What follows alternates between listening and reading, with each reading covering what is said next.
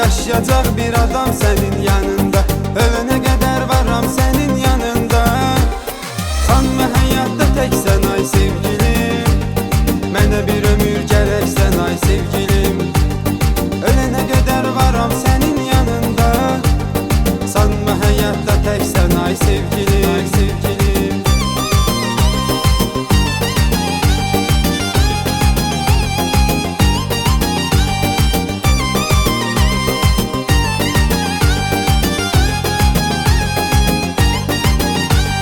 Aldığım nəfəsim canımda cansan, sen mənim ömrümdə yaxşı ki varsan. Gördüyüm gözəllərin hamısından sen daha çok qəşəngsən ay sevgilim.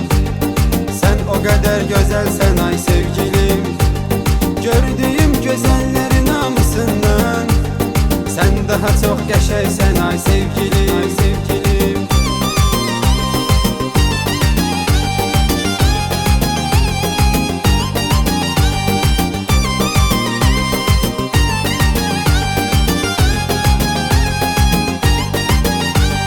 Sensiz olan günümü ömür saymaram. Saçlarını kokluyaram doymaram.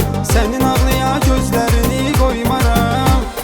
Her zaman güleceksen ay sevgilim. Sen benim için ürəksən ay sevgilim.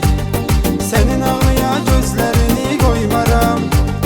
Her zaman güleceksen ay sevgilim, ay sevgilim.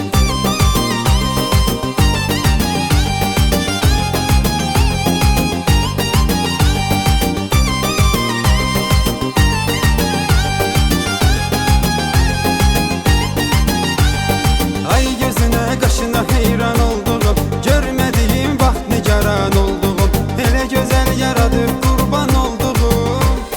Sen elə bil meleksen ay sevgilim. Sen hamıdan qəşəngsən ay sevgilim. Elə güzel yaradır kurban